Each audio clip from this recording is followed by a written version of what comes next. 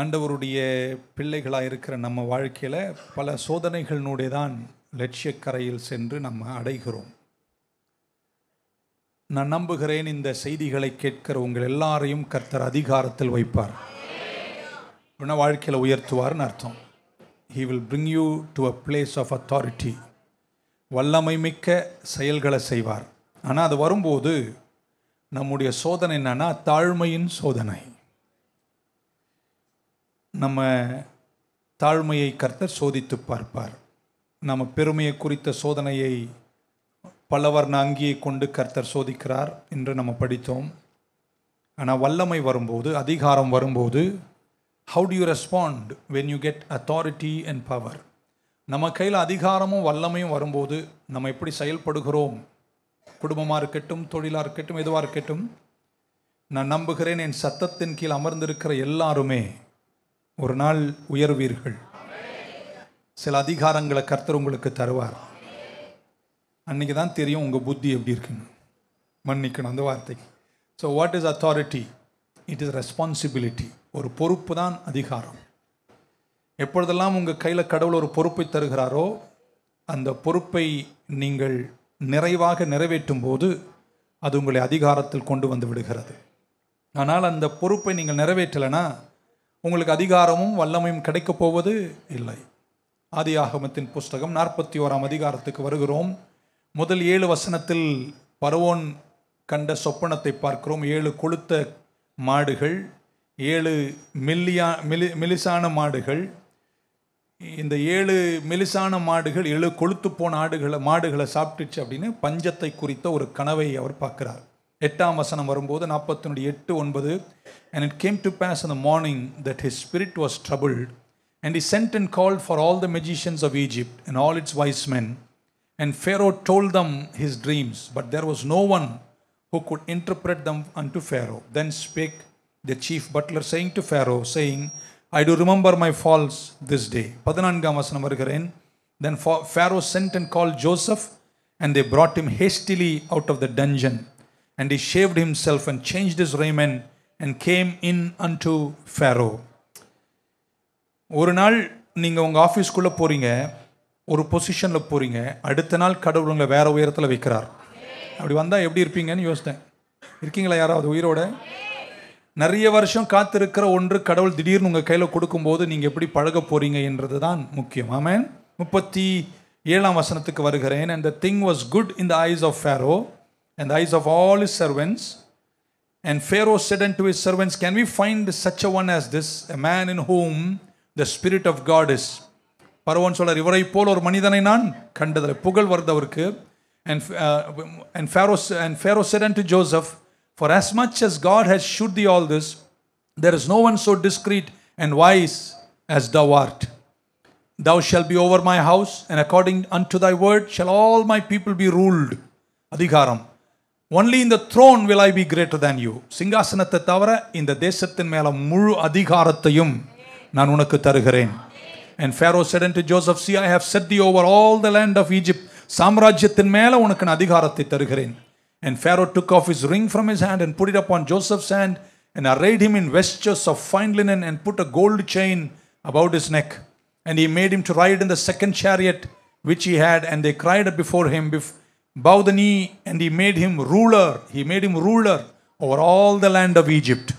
And Pharaoh said unto Joseph, I am Pharaoh, and without thee shall no man lift up his hand or foot in all the land of Egypt. எவ்வளோ அதிகாரத்தை தரேன்னா ஒருத்தனும் ஒரு விரலை கூட உனக்கு விரோதமாக தூக்கவே கூடாது. அந்த அளவிற்கு அதிகாரத்தை தரேன். நீங்கள் எப்படி பழகுவீங்கன்றது ரொம்ப முக்கியம். ராத்திரி சிறையில் தூங்க போகிறார் ஜோசப்பு. அன்னைக்கு ராத்திரி சிறையில் எழும்புகிறான். அடுத்த நாள் காலையில் அரமனைக்கு போகிறார். அன்னைக்கு ராத்திரி அரமனையில் தூங்குகிறான். ஒரே நாளில் கர்த்தர் ராஜரீகத்தை கொண்டு வருகிறார். இந்த செய்திகள்லாம் கேட்டு நீங்கள் வளருவீங்கன்னு நான் நம்புகிறேன். வளர்கிறேன்னு சொல்கிறவங்களாம் ஒரு அலையிலே சொன்னால் ஒரு திருப்தியாக இருக்கும். Okay, somehow you are growing. Promotion நான் நம்புகிறேன். முன்னேற்றம் ஒரே நாளில் கூட கர்த்தர் நினச்சா உங்களுக்கு எனக்கு தர முடியும். ஒரே நாளில் லட்சியக்கரையில் நம்ம நிற்க முடியும். பெருமையின் சோதனை. உங்களுக்கு கனவுகளை தந்து நீங்கள் பொங்கி எழும்போது அதை எப்படி கையாளுகிறீர்கள் என்ற ஒரு சோதனை. பிரிசன்ட் டெஸ்ட் போன வாரம் நம்ம பார்த்தோம். உங்கள் வாழ்க்கையில் உபத்திரவங்களும் கஷ்டங்களும் வரும்போது உங்கள் குணங்களை உருவாக்கி நீங்கள் எப்படி ஏமாற்றம் அடையாமல் கரை சேருகிறீர்கள் என்பதை நம்ம பார்த்தோம். இன்னைக்கு வல்லமையின் சோதனை. ஆமென். கடவுள் உங்களுக்கு அதிகாரத்தை தரும்போது நீங்கள் அதை கையாள கற்றுக்கொண்டால் தான் லட்சியக்கரையை நிறைவேற்ற முடியும். இன்னைக்கு சொல்ற நம்ம எல்லாரையும் கர்த்தர் வெற்றியால் சோதிப்பார். We will be tested by success. ஆமென். இங்கே தான் நிறைய பேர் தோற்று போகிறார்கள். இப்படி கூட சொல்லலாம், சிலர் துன்பத்தை கூட கையாண்டுருவாங்க, சிறையை கூட கையாண்டுருவாங்க, ஆனால் வெற்றியை கையாள தெரியாது. வெற்றியும் உயர்வும் புகழும் ஆசீர்வாதங்களும் அளவுக்கு மிஞ்சி ஒரு மனிதன் கையில் வரும்போது அதுக்கப்புறம் அவனை பிடிக்கிறது கஷ்டமாயிடும். அந்த மாதிரி நீங்கள் இருக்கக்கூடாது என்பதனால தான் இந்த செய்தி. ஜோசப்புக்கு இப்போ 30 வருஷம். அவர் இன்னும் லட்சியக்கரையினுடைய பங்குகளை நிறைவேற்றி முடிக்கவில்லை. பிரவேசித்திருக்கிறார் லட்சியக்கரையில்.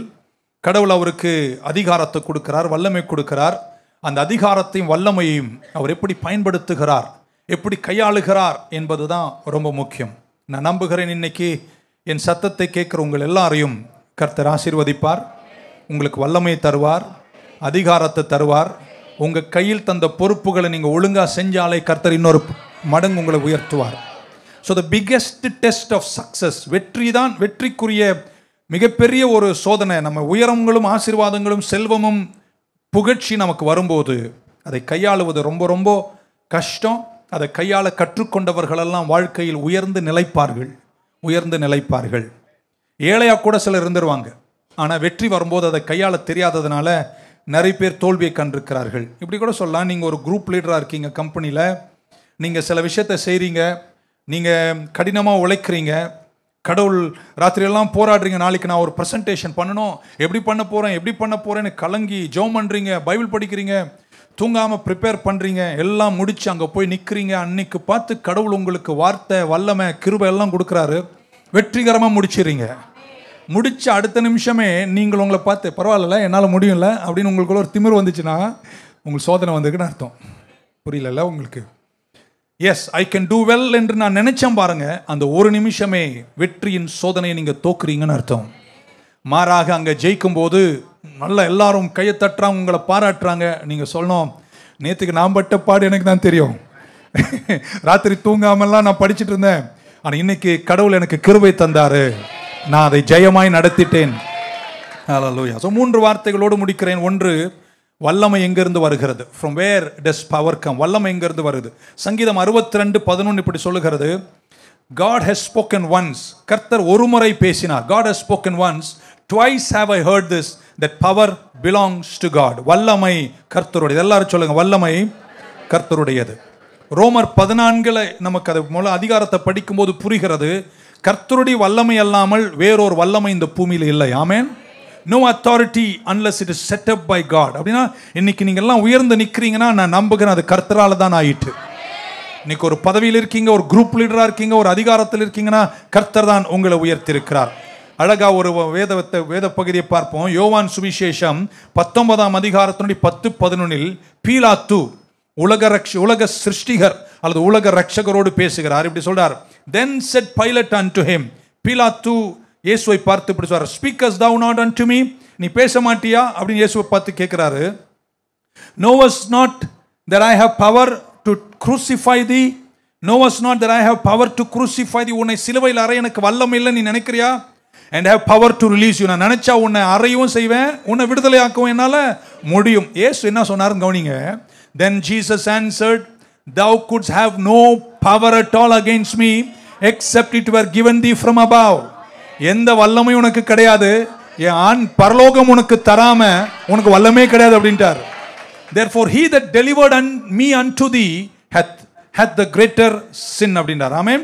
சோ வல்லமை என்பது அவர் சொல்றார் வேற யாருக்கிட்ட இல்லை, கர்த்தர் கிட்ட தான் இருக்கிறது. அவர் தான் உங்களுக்கு தருகிறார். பக்கத்தில் ஒருத்தரை தட்டி சொல்லுங்க, அவர் தாங்க என்னை உயர்த்தினாரு. ஆமென். இப்படி சொல்லாமா? நீ எவ்வளவு மன்னிக்கணும், நீங்க எவ்வளவு உழைச்சு உயர்ந்தாலும் விசுவாசினா திரும்ப சொன்னா கர்த்தர் தான் என்னை ஆசீர்வதிச்சார். இல்ல கேட்காத மாதிரி நடிச்சுங்க இன்னொரு வாட்டி. நீங்க எவ்வளவு கடினமா உழைச்சு உயர்ந்தாலும் நீங்க என்ன சொல்வீங்க? கர்த்தர் தான் என்னையும் என் குடும்பத்தையும் உயர்த்தன அப்படி சொல்லுவேன்னு சொல்றவங்க மட்டும் ஒரு அலைய சொல்லுங்க பார்க்கலாம். ஸோ ஒரு பேலன்ஸ் இட்ஸ் ஆல் காட், எல்லாம் ஆண்டவர் தான் செஞ்சார் என்பதுக்கும் நான் கடினமா உழைச்சேன் என்ற ஒரு பேலன்ஸ்ல விசுவாசி நடக்க கற்றுக்கொண்டால் நீங்கள் வெற்றியின் கரைகளை நன்று கையாளுவீர்கள். ஆமென். விசுவாசி சொல்லணும், நான் கடினமா உழைச்சேன், நான் எல்லாத்தையும் செஞ்சேன், நான் ஒழுங்கா செஞ்சேன், ஆனா கர்த்தர் என்னை ஆசீர்வதித்தார். இன்னொரு முறை எல்லாமே நான் தான் செஞ்சேன், ராத்திரி எல்லாம் நான் தான் படித்தேன், நான் தான் வேலை செஞ்சேன், நான் கடினமா ஞானமா உழைச்சேன், ஆனாலும் கர்த்தர் தான் என்னை ஆசீர்வதித்தார். கர்த்தருடைய ஆசீர்வாதம் இல்லைனா ஒருவேளை நான் இந்த காரியத்தை ஜெயமாய் முடித்திருக்க கூடாது அல்லது முடியாது. ஸோ கர்த்தர் என்னை ஆசீர்வதித்தார். ஒரு விவசாயி விதைக்கும் போது நிலத்தை உழுது தண்ணீரை பாய்ச்சி விதைத்து அதை எல்லாம் பராமரித்து பாதுகாத்து அறுவடை வரும்போது அந்த விவசாயி என்ன தெரியுமா சொல்றான், எல்லாமே நான் தான் செஞ்சேங்க, இரவு பகல் சேத்துல நின்றுட்டு இருந்தாங்க, ஆனா இன்னைக்கு இவ்வளவு அறுவடை கொடுத்திருக்காரு, காரணம் கர்த்தர். ஒருத்தர் கூட விசுவாசி இல்லையோ, எல்லாம் அறுவடை வரும்போது பாத்தியா நான் எவ்வளவு பெரிய ஆள் பாத்தியா அப்படின்னு சொல்லாம இதெல்லாம் கர்த்தராலே ஆயிற்று என்று நீங்கள் சொல்வீர்களானால் நீங்கள் வெற்றியை நன்று கையாளுகிறீர்கள். காரணம் வல்லமை யாருடையது? கர்த்தருடையது. ஆமென். உங்களுக்கு அதிகாரத்தை கர்த்தர் தருவார். ஏன்னா அவர் அதிகாரம் உள்ளவர்.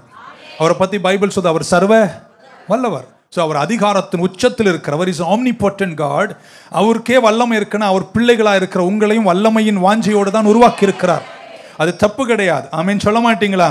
ஆனால் வல்லமை உங்ககிட்ட வரும்போது சாத்தான் அந்த வல்லமையை, அந்த அதிகாரத்தை, அந்த பவரை, அந்த சக்சஸ், அந்த வெற்றியை ட்விஸ்ட் பண்ணி அதை சுயநலமாக மாற்றி, ஆமென், அது உங்க பக்கமாக திருப்பி அது என்னமோ உங்களது மாதிரி நீங்க ஒரு பெருமைக்கு வந்துடுறீங்க பாருங்க, அங்கதான் பிரச்சனை இருக்கு. எல்லா உயரமும் வரும்போது எல்லா உயரத்தில் நின்று கொண்டு நீங்க சொல்லணும், இது என்னாலே அல்ல கர்த்தராலே ஆயிற்று என்று சொல்லுகிற அந்த தெய்வீக தாழ்மை இருந்து விட்டால் இல்லையா சொல்ல மாட்டீங்களாங்க?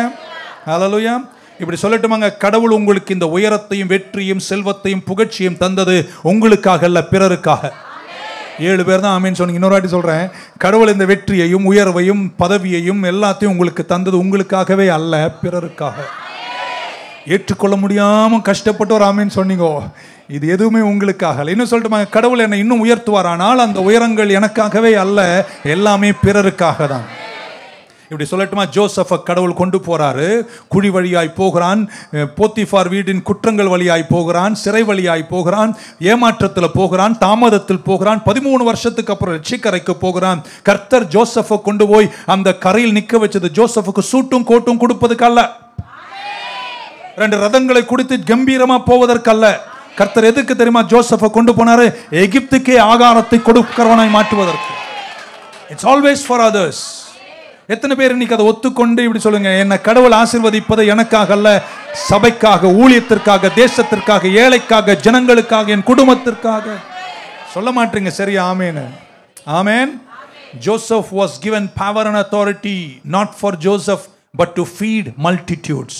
இன்னைக்கு நீங்க அப்படி சிந்திச்சு பாருங்களேன், நான் நம்புறேன் உங்களை கர்த்தர் இன்னொரு பரிமாணம் கொண்டு போவார். ஆண்டவரே என்ன தெரியுமா சொன்னார்? உங்களில் ஒருவன் முதல்வனாய் இருக்க விரும்பினால் அவன் எல்லாரை விட கடைசியா இருந்தால்தான் அவனை நான் முதல்வனாய் மாற்றுவேன்ட்டார். இருக்கீங்களாங்க? ஸோ எத்தனை பேர் வல்லமையை வாஞ்சிக்கிறீங்க, உயரத்தை வாஞ்சிக்கிறீங்க, பதவிகளை வாஞ்சிக்கிறீங்க, வெற்றியை வாஞ்சிக்கிறீங்க? அது வரும் என்று நம்புறீங்க. அது வரும்போது ஒரு மாதிரி பண்ணாத, சுயநலமா மாறிடாதீங்க, பிறருக்காய் உங்களை அர்ப்பணித்து வாழுங்கள். அல்லையா சொல்ல மாட்டீங்களா? இது இந்த பதவி என்பதும் இந்த அதிகாரம் என்பதும் இந்த வல்லமை என்பதும் நமக்குள்ள இன்பில்ட். ஏன்னா நம்ம அவருடைய பிள்ளைங்க, அவர் சர்வ வல்லவர். இது நல்லா கையாள சபை கற்றுக்கிட்டாலே வாழ்க்கையினுடைய பல பகுதிகள் நம்ம ஜெயிச்சிடலாம். ஆமேன். குடும்பத்தில் நீங்கள் போய் பாருங்களேன், நாங்கள் 3 பேர் அண்ணன் தம்பிங்க. எங்கள் பெரிய அண்ணன் தான் அதிகாரம் செலுத்துவார். அவர் சொல்கிறது நாங்கள் 2 பேரும் கேட்கணும். ஆமாம், கேட்கலன்னா அவன் அடிப்பான். திரும்ப அடித்தா எங்கள் அம்மா அவனுக்கு சப்போர்ட் வருவாங்க. ஏன்னா மூத்த பிள்ளை பாருங்க, அந்த அதிகார தோரணைகள் குடும்பத்துல எல்லாம் இருக்கு. கடைசியா பிறந்தது நான், அது ஏனோ அப்படி. இந்த கடைசியில பிறந்தனால நமக்கு அந்த குடும்பத்தில் எந்த அதிகாரமும் இல்லை, லாஸ்ட்ல இருக்கும். நான் பார்த்தேன், இவனுங்களை அதிகாரம் செலுத்த முடியாத ஒரு பூனை மாட்டிக்கிச்சு வீட்டில். போ ஏன் அதிகாரத்தை யார் மேலே செலுத்துறது? பூனை மேலே. அதை பலார்னு அறியறது, காது பூச்சி இழுக்கிறது, சின்ன வயசுல இதெல்லாம் பண்றது. இந்த அதிகாரம் என்று வரும்போது அது யார் மேலேயாவது செலுத்தணும்னு நமக்கு தோன்றது சகஜம். அதனால தான் நம்ம வளரணும் என்று சொல்லி கொடுக்கிறேன். ஆமென். இன்னைக்கு பாருங்க, நீங்க உலகத்துல போய் ஆழ்ந்து கவனிச்சிங்கன்னா இந்த அதிகாரத்தில் வந்த எல்லாரையும் சொல்ல, சிலர் பண்ற கூத்தெல்லாம் பார்த்தா நமக்கே கஷ்டமா இருக்கும். அதிகாரம் என்பது வல்லமை மிக்கது, அது கர்த்தர் தான் கொடுக்கிறார். அதை பெற்றுக்கொண்ட சிலர் மட்டும் தாங்க கீழே நிற்கிறாங்க. சிலருக்கு காலெல்லாம் கீழே நிற்கல, எங்கெங்கயோ போயிட்டு இருக்காங்க. ஆனால் உங்களை உற்சாகப்படுத்துறேன், கர்த்தர் உங்களை உயர்த்தி அழகு பார்க்கிற காலம் வரும்போதும், அவ்வளவு உயரத்தில், அவ்வளவு அறிவாற்றல், அவ்வளவு வெற்றியில், அவ்வளவு செல்வத்தில் இருக்கும் போதும் நீங்க ஒன்று மட்டும் சொல்வீங்க, இதெல்லாம் கர்த்தராலே ஆயிற்று. அப்படின்னா நான் தாழ்மையா தான் இருக்கிறேன் என்ற நிலையில நீங்கள் இருப்பீர்கள்.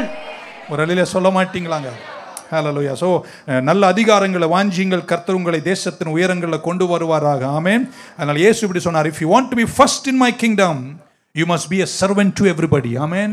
நீங்க உயர்ந்து என் ராஜ்யத்தில் நிக்கணும்னா முதல்ல எல்லாரை விட அதிகமாய் சேவை செய்கிறவர்களாய் நீங்கள் இருக்க வேண்டும். power to serve and not be selfish. number 1.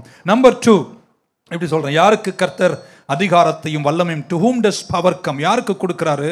இப்படி உங்களுக்கு எடுத்த உடனே உங்களுக்கே தெரியும், பைபிள் சொல்கிறது தாழ்மை உள்ளவருக்கு கர்த்தர் கிருபை கொடுக்கிறார். யாக்கோபு 4:10 humble yourself in the sight of the Lord and he will lift you up. He will lift you up. என்ன ஒரு அழகு, இங்கிலீஷ் தெரியலனா கூட படிங்க. humble yourself in the sight of the Lord and he shall lift you up. அப்படியே திருப்பி போடலாமா? proud yourself in the sight of the Lord and he will put you down. ஒருத்தர் ஆமெனே சொல்ல மாட்டீங்க. கர்த்தருடைய சமூகத்தில் நீங்க உங்களை தாழ்த்தினீங்கன்னா அவர் உங்களை என்ன செய்வாராம்? உயர்த்துவார். அதை திருப்பி போடலாமா? அவர் சமூகத்தில் உன்னை பெருமையா வச்சுக்கோ, அவரே உன்னை இறக்கி விட்டுருவார். புரிய தெரியாத மாதிரி நடிக்கிறீங்க, ஒரு அலையில சொல்ல மாட்டீங்களாங்க? ஏன் செய்தி ரொம்ப காரசாரமா இருக்கும் இன்னைக்கு? இல்லைங்க, தாழ்மை உள்ளவருக்கு கர்த்தர் என்ன கொடுக்கிறார்? ஓகே, 1 பேதுரு 5:5 வாசிக்கலாம். லைக்வைஸ் யங் பீப்புள் அப்படின்றார், இளையவர்களே, சின்ன பிள்ளைகளே, வாலிபர்களே அப்படின்றாரு. Submit your self to your elders. உங்கள் மூப்பர்களுக்கு உங்களை என்ன செய்யுங்க? கீழ்ப்படுத்திக் கொள்ளுங்கள்.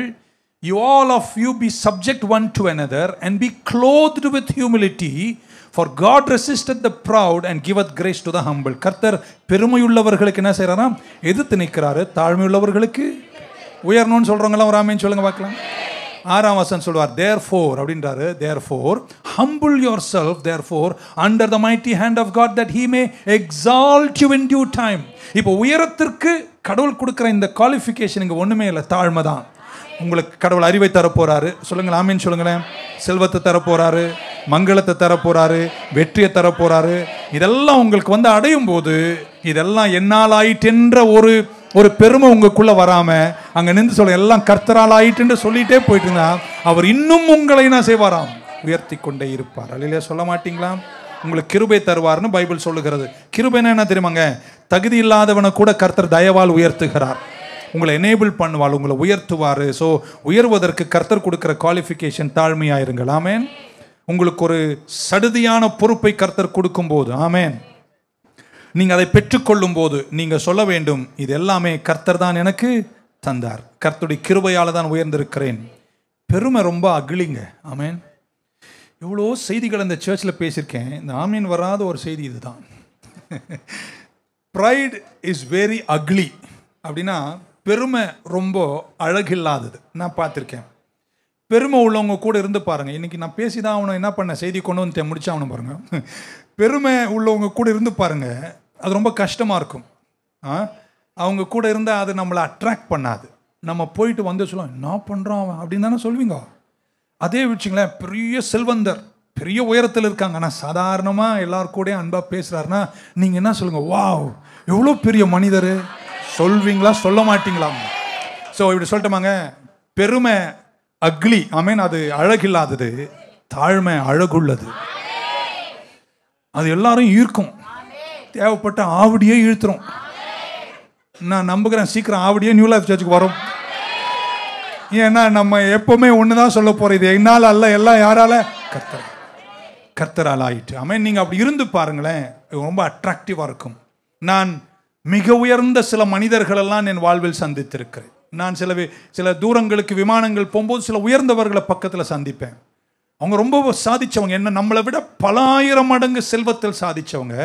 அவங்க பக்கத்தில் உட்கார்ந்தும் போது அவங்க நம்மக்கிட்ட பேசுகிற அந்த விதமும், அவங்க தோரணையும், அந்த அன்பும், அவங்க நமக்கு காட்டுகிற பரிவெல்லாம் பார்த்ததுக்கப்புறம், எம்மா இவ்வளோ பெரிய ஆள் நம்மக்கிட்ட போய் இப்படி பேசுகிறாருன்னு நமக்கு அவர் மேலே ஒரு காதலே வந்துடுது. ஏன்னா தாழ்மை, உயரத்தில் இருக்கிறவங்க தாழ்மையை தரித்து கொள்ளும் போது அது அட்ராக்டிவ்ங்க, அது அழகுங்க, அது நம்மளை ஈர்க்கும், அவங்கள பார்க்கணும்னு தோணும். ஆனால் உயரத்தில் இருக்கும்போது பெருமையை கையாளுற பாருங்க, அது நம்மளை ரிப்பல் பண்ணும், ரிஜெக்ட் பண்ணும், நமக்கு அது பிடிக்காத மாதிரி இருக்கும். இன்னைக்கு உங்களுக்காக நான் ஜெபிப்பது, கர்த்தர் உங்களையும் உங்கள் சந்ததிகளையும் பெரும் உயரத்தில் வைப்பார். நீங்கள் சாதாரணமாக ஒரு பாயில் ஒன்றும் தெரியாத மாதிரி உட்காந்துட்டு போயிடுவீங்க. அது தாழ்மையின் நிறைவு. It is very attractive, it is very powerful. ஒரு அல்லே சொல்ல மாட்டீங்களா? பெரிய வெற்றி உள்ளவங்க அப்படி வாழ்வது பெரிய வெற்றி. இன்னும் இப்படி சொல்கிறேன், நீங்கள் புரிஞ்சுப்பீங்க. நிறைய சாதிச்சிருப்பாங்க, ஊழியத்தில், வியாபாரத்தில் சாதிச்சிருப்பாங்க, வாழ்க்கையில் உயர்ந்திருப்பாங்க. அவங்க தாழ்மையாக இருந்தால் அது ரொம்ப அட்ராக்டிவ், அது ரொம்ப ஈர்க்கக்கூடியதாமே சொல்லட்டுமாங்க. நிறைய சாதிச்சிருப்பாங்க, நிறைய வியாபாரத்தில் சாதிச்சிருப்பாங்க, ரொம்ப பெருமையாக இருப்பார். அது அவனை பார்த்தாலே நமக்கு ஒத்துக்காது, நம்ம ஒதுங்கிடுவோம். ஏன்னா பெருமை நம்மளை என்ன செய்யும்? ரிப்பல்சிவ், அது ஒதுக்கும். இப்படி சொல்லட்டுமாங்க. நிறைய ஒன்றுமே சாதிக்காமல் பெருமையாக பண்ணுறோம் பாருங்க, அது என்ன சொல்கிறது? புரியல. எல்லாம் என்ன சொன்னேன்? 3 சொன்னேன். ஒன்று, நிறைய சாதிச்சு தாழ்மையாக இருக்கிறவங்க, நிறைய சாதிச்சு பெருமையாக இருக்கிறவங்க, ஒன்றுமே சாதிக்காமல் பண்ணுறான் பாருங்க. புரிஞ்சிருந்தா நீங்கள் ஆமேன்னு சொல்லியிருப்பீங்க. Amen. Pride looks foolish. Pride looks foolish. நான் வெற்றியாக இருக்கணும்னு விரும்புகிறவங்கெல்லாம் ஒரு ஆமேன்னு சொல்லுங்கள் பார்க்கலாம். பட் நம்ம தாழ்மையாக இருக்கணும். அதுக்காக நீங்கள் உங்கள் ட்ரெஸ்ஸை மாற்றிக்கணும், நீங்கள் அப்படியே அழுக்கு ட்ரெஸ்ஸு போடணும், நீங்கள் அப்படியெல்லாம் கேவலமாக இருக்கணும் அப்படிலாம் சொல்லுங்க. நல்லா கும்முன்னு ட்ரெஸ் பண்ணுங்க, வெயிட்டாக சூட்லேயே வாங்க. ஆனால் அதெல்லாம் போடும்போதும் உங்கள் நடையிலும் பேச்சிலும் பார்வையிலும் உங்கள் பழக்கத்திலும் என்ன இருக்கணுங்க? தாழ்மையாக இருக்கணும். ஷோ தெய்வமே, amen. Hallelujah. Pride looks foolish. ஏன்னா நான் ஒரு காலத்தில் அப்படி இருந்து பார்த்துருக்கேன். அதன் விளைவுகள் எனக்கு நல்லா இல்லை. கடவுள் கொஞ்சம் கொஞ்சமாய் பல உபத்திரவத்தில் எனக்கு தாழ்மை கற்றுக் கொடுத்து கொண்டிருக்கிறார். இன்னும் தாழ்மையை கர்த்தர் கற்றுத்தருவாராக. ஸோ நம்பர் த்ரீ, ஏன் இந்த வல்லமை உங்களுக்கு தர வேண்டும் என்று சொல்லி என் செய்தியை முடிக்கிறேன். இதை விட சிறந்த எந்த செய்தியுமே இதுவரைக்கும் இந்த சர்ச்சில் நான் பேசவே இல்லை. ஒத்துக்க மாட்டீங்கன்னு தெரியும். Alright, why does the power come? ஏன் உங்களுக்கு அதிகாரத்தை தரணும் அப்படின்னு பேசுகிறேன். 3வது, அப்போஸ்தலர் நடபடிகள் 10:38 வாசிக்கிறோம். 10:38 of the book of Acts. God anointed Jesus of Nazareth with the Holy Ghost and with power. கர்த்தர் இயேசுவை அவர் பரிசுத்தாவினாலும் வல்லமையினாலும் அதிகாரத்தினாலும் அபிஷேகம் பண்ணினாரு.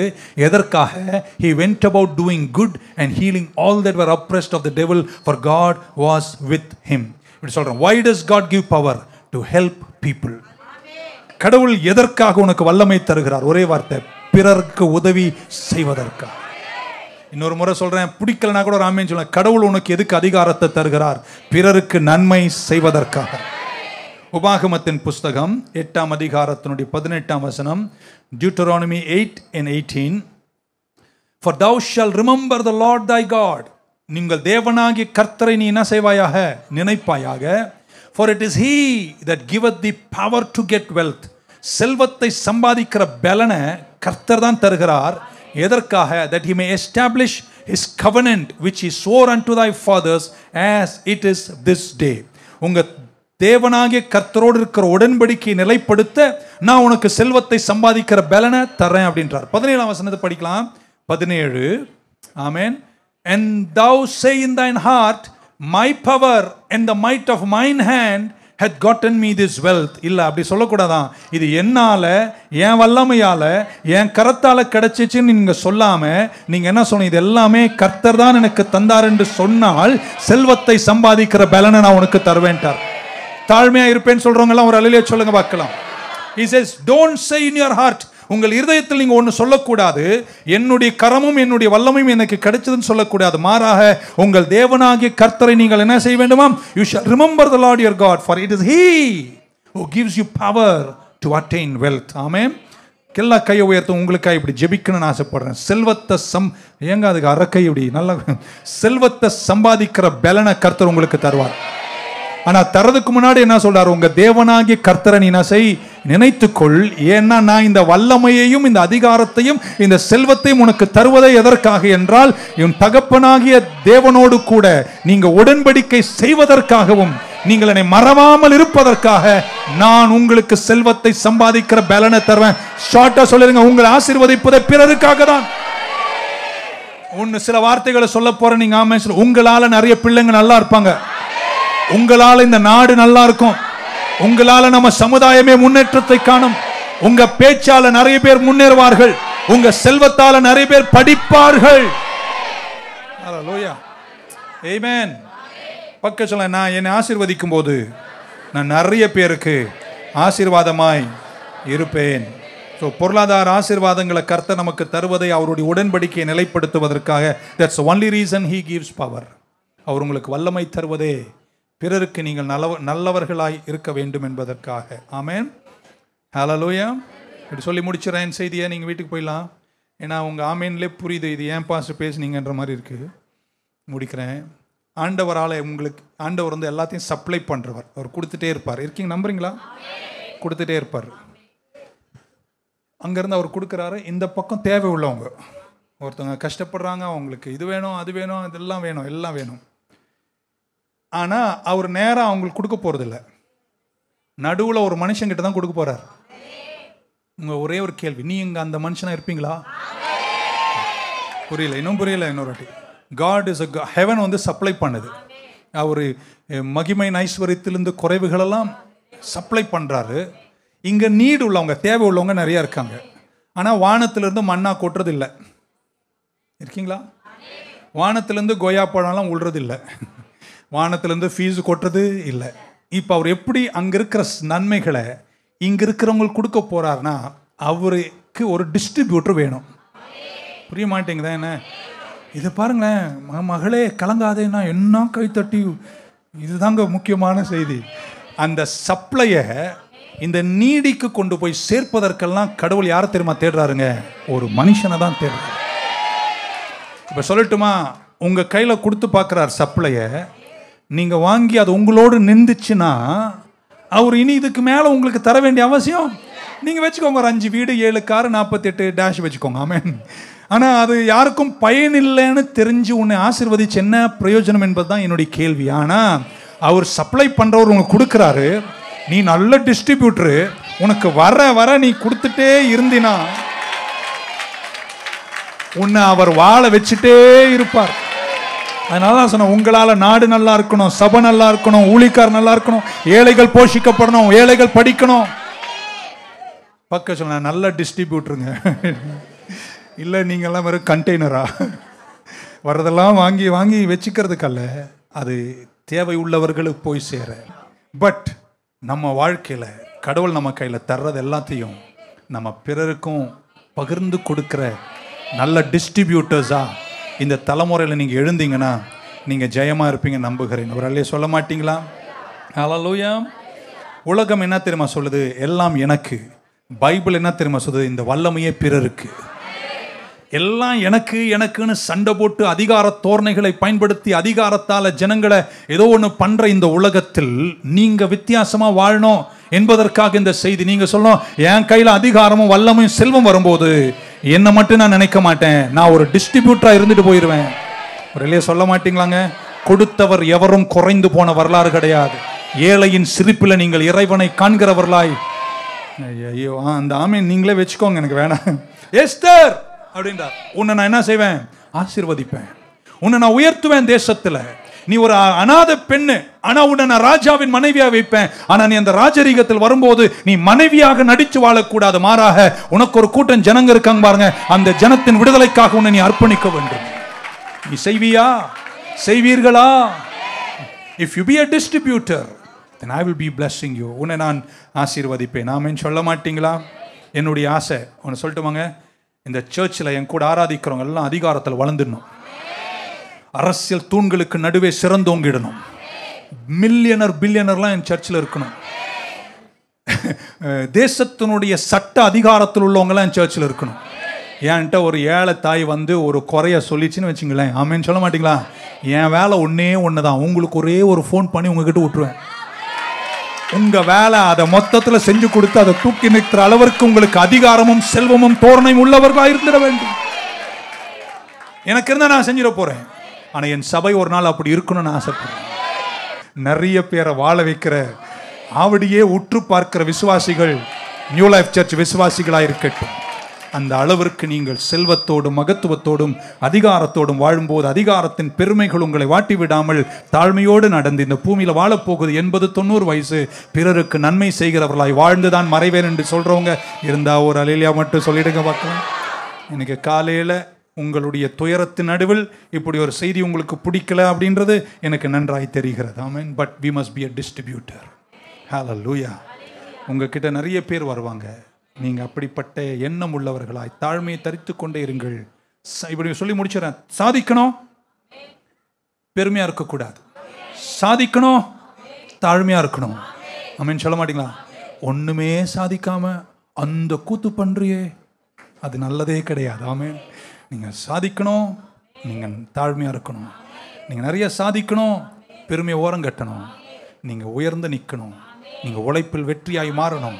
கொஞ்சம் தூரத்தில் இந்த துன்பங்கள் எல்லாம் உங்களுக்கு அறிவாற்றல், ஞானம், புத்தி பிரகாசத்தை தந்து ஒவ்வொரு உபத்திரமும் உங்கள் குணங்களை உருவாக்கி அந்த கரையில் ஒரு நாள் நிற்கும் போது ஜோசப் தேசத்திற்கு ஆகாரத்தை வழங்கக்கூடிய ஆற்றல் மிக்க தலைவனாய் உயர்த்தியது போல கர்த்தர் உங்களை உயர்த்துவதை பிறருக்காக, உங்களுக்காய் வாழுங்க, உங்கள் குடும்பத்துக்காய் வாழுங்க, உங்கள் சந்ததிக்காய் வாழும்போது பிறரையும் நினைத்து வாழுங்கள். வெற்றி நிச்சயம், விடுதலை சத்தியம். கர்த்தர் உங்களை ஆசீர்வதிப்பாராக.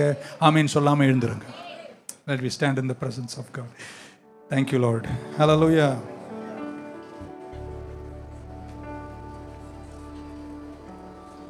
Amen. இந்த டெஸ்ட்டை நம்ம தோத்துறவே கூடாது. இந்த டெஸ்ட்டை நம்ம ஜெயிக்கணும். நீங்கள் அப்படி இருக்கும்போது இன்னும் பலனையும் அதிகாரத்தையும் உங்களுக்கு தந்துட்டே இருப்பார். So you help more and more and more people. Amen. Thank you Jesus. எல்லாரும் கரங்களை உயர்த்தி ஹல்லேலூயா லார்ட்.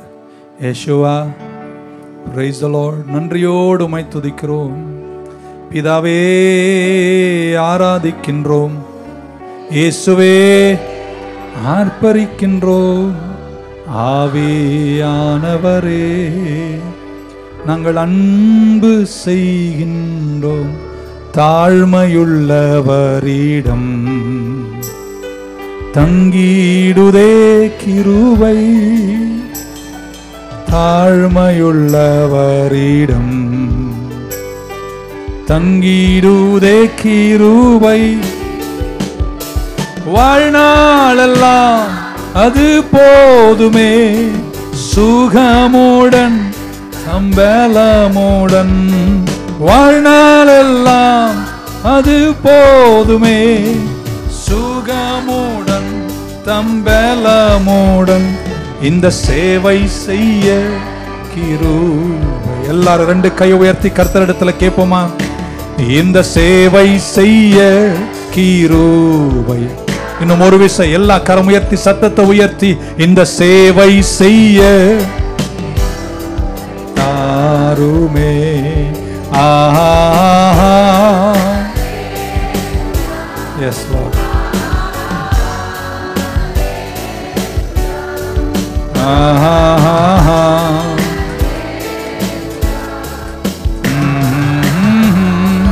ஹல்லேலூயா.